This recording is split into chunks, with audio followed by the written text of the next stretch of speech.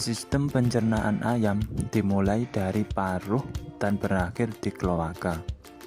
Organ sistem pencernaan meliputi paruh, esofagus, tembolok, proventiculus, ampela, usus halus, usus buntu, usus besar, dan kloaka. Organ pencernaan pada ayam yang pertama yaitu mulut.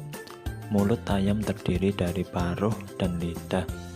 Ayam tidak memiliki gigi sejati, sehingga bagian mulut ayam bagian atas dan bawah tersusun atas lapisan tanduk dan lidah ayam sebagai pendorong makanan agar masuk ke esofagus.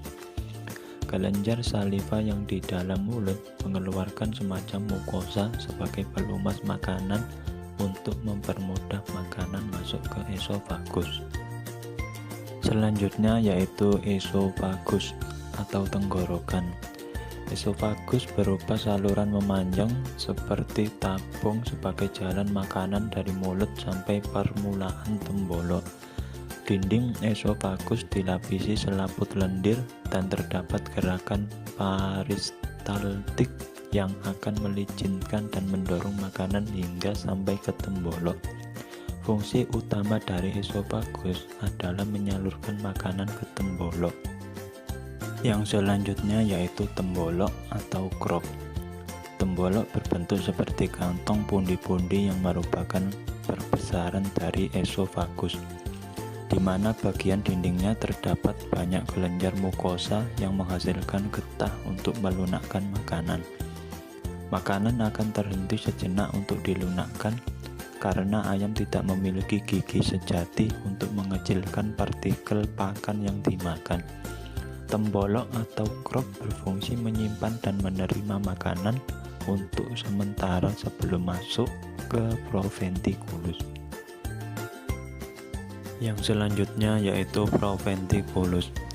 Proventiculus disebut juga lambung kelenjar. Proventiculus merupakan perbesaran terakhir dari esofagus dan merupakan perut sejati ayam, serta sebagai tempat terjadinya pencernaan secara enzimatis.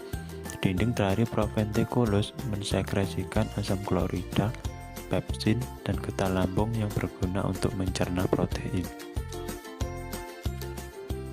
Selanjutnya yaitu ampela atau gisar.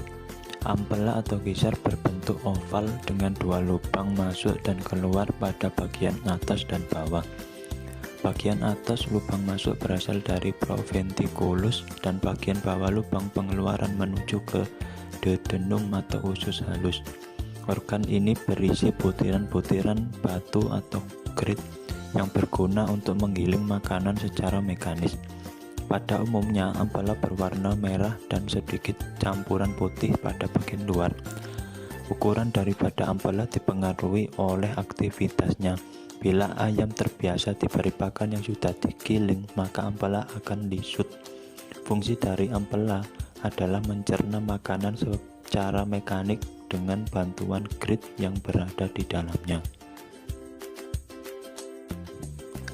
Selanjutnya yaitu usus halus. Usus halus atau usus kecil terbagi atas 3 bagian yaitu duodenum, jejunum, dan ileum. Pada duodenum disekresikan enzim pankreatik berupa enzim amilase, lipase, dan tripsin. Pencernaan ayam di dalam usus kecil secara enzimatik. Dengan fungsinya, enzim-enzim terdapat protein, lemak, dan karbohidrat. Protein akan diubah menjadi asam amino oleh pepsin dan kemotripsin. Lemak akan diubah menjadi asam lemak dan gliserol oleh lipase, sedangkan karbohidrat menjadi disakarida lalu monosakarida oleh amilase.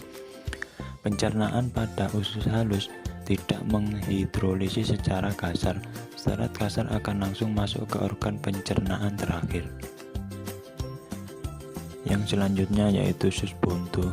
Usus buntu terletak di antara usus halus dan usus besar, di mana kedua ujungnya buntu, maka disebut juga usus buntu.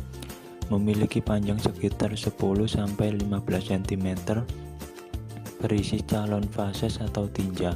Fungsi dari usus buntu belum diketahui secara jelas, tetapi di dalamnya terdapat digesti sedikit cerat oleh aktivitas mikroorganisme dan pencernaan karbohidrat dan protein serta absorpsi air. Yang selanjutnya yaitu usus besar.